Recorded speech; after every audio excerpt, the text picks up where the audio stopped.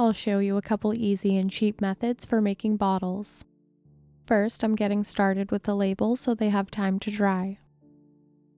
I'm sealing some miniature labels I purchased from Etsy, but you could also find your own images online and scale them down. I'm making molds so I can cast the bottles out of either UV resin or hot glue. I'm using amazing mold putty that I got on Amazon, but there are a few other products that do the same thing. I mixed 2 equal parts of part A and B, but your instructions may differ if you use something else.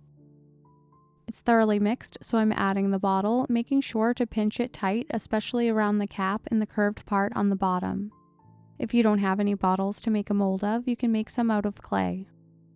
This mold sets at room temperature in about 15 minutes. I made a couple molds this way, inserting the bottle cap first, and the bottom of the bottle ends up being at the top of the mold. For a shallow bottle like this, I made a very simple mold by pressing the bottle into a flat piece of the mold putty. The other molds I made are too deep for the UV light to penetrate and cure the resin, so I'm making a resin bottle with the shallow mold.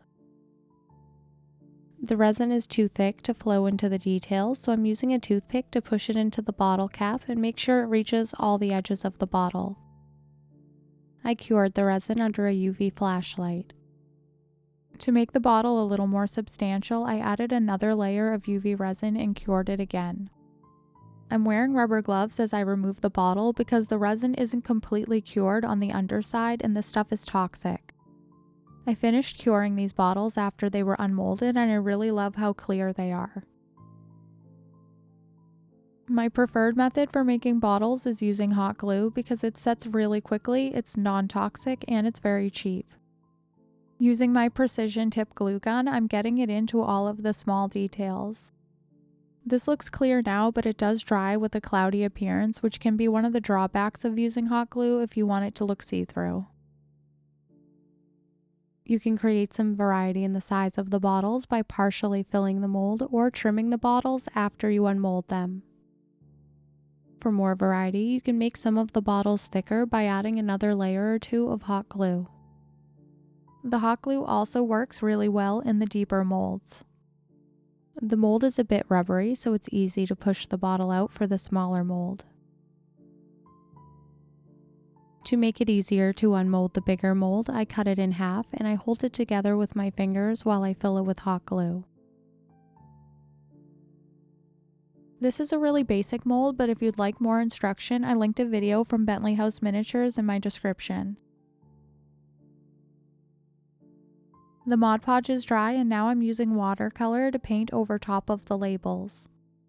I sealed this before adding the watercolor because I've made the mistake in the past of not sealing it and it obscured all the print and made it look really blurry and runny.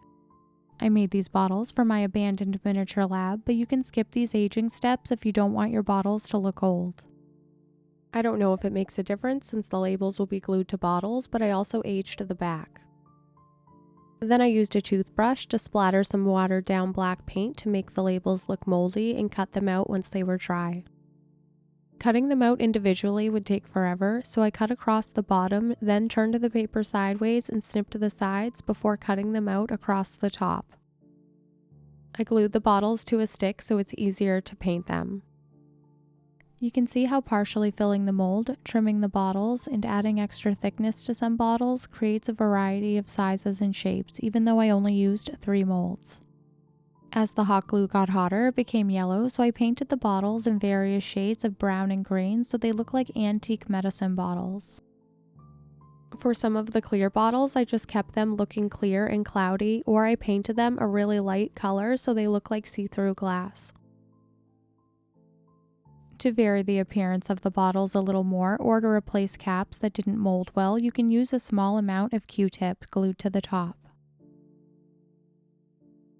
I left this bottle hot glue yellow and glued a lime water label to it because I really think it matches the color. I always like to show you alternatives, so here's how you can make some bottles if you don't have mold putty or a printer. I'm putting the end of a hot glue stick near the flame of a candle so it'll soften and form this rounded top. I'm cutting the bottle to the proper height by rolling the blade along the glue stick and then sawing through it. I used the same method of rolling the blade along a Q-tip to add a small bottle cap to the top.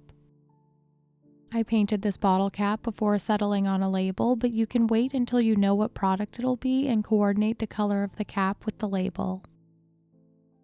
Instead of printing a label, you can find something in a magazine or a catalog that's in the correct scale.